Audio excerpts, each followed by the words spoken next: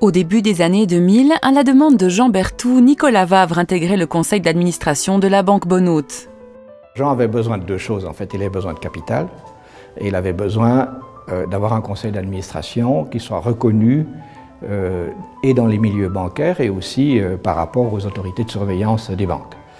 Alors c'est clair que Jan Richter, c'était vraiment une grosse pointure. Jan Richter était président du Parti radical suisse, il était aussi au conseil d'administration des CFF, etc. Donc c'était des gens, et Jean Carbonnier était aussi président de la Chambre de commerce, donc connaissait parfaitement le tissu industriel de Châtelain, aussi membre de différents conseils d'administration. Donc Jean a réussi remarquablement à mettre dans cette toute petite banque des personnalités de premier plan au niveau de Neuchâtel et qui avaient aussi les moyens financiers de l'aider à rassembler la somme d'argent nécessaire pour faire le rachat aux câbleries de Cortaillot.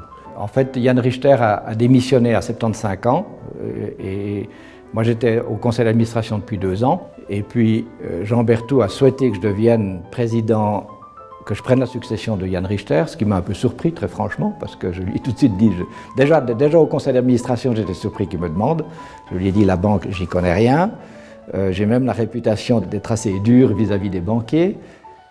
Et j'ai apporté au conseil d'administration, je dirais, la vision plus industrielle, plus entrepreneuriale. C'est probablement ce que souhaitait Jean, entre autres.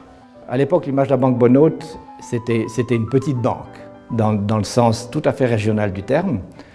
Et donc, elle était probablement connue par certains milieux à Neuchâtel, mais en dehors de ça, totalement méconnue à l'extérieur. En Suisse romande, personne ne connaissait ce que c'était que la Banque Bonnaute. Jean a réussi à changer d'échelle au niveau de la banque, puisque c'est passé d'une entreprise de quelques personnes à une entreprise dans la première étape de 30-40. Quand je suis arrivé, on était entre 40 et 50, avec une direction qui se mettait en place, avec une volonté de mettre sur le marché des produits financiers, d'améliorer le service à la clientèle, bref, de se développer. Ensuite, il y a eu l'ouverture de la succursale de Bienne, avec une acquisition immobilière en plein centre de Bienne, donc ça c'était vraiment une très belle affaire. Ensuite est venue une autre affaire très importante qui a fait connaître Bonnaute, c'est le lancement du fonds immobilier. Et là, c'est une opération qui a fait énormément connaître la Banque Bonnaute en dehors des frontières cantonales et largement en Suisse romande et en Suisse allemande aussi.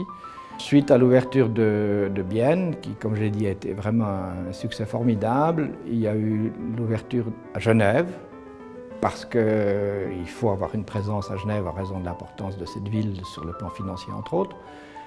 Et puis, dernièrement, l'ouverture de la succursale de Berne, aussi au centre-ville. La Banque Bonnaute est maintenant parfaitement reconnue dans les milieux bancaires, non seulement en Suisse romande, mais en Suisse en général. Et puis surtout, énormément de petites banques de la taille de Bonnaute ont disparu entre-temps, alors que Bonnaute continue son développement. Banque Bonnaute, banquier depuis 1815.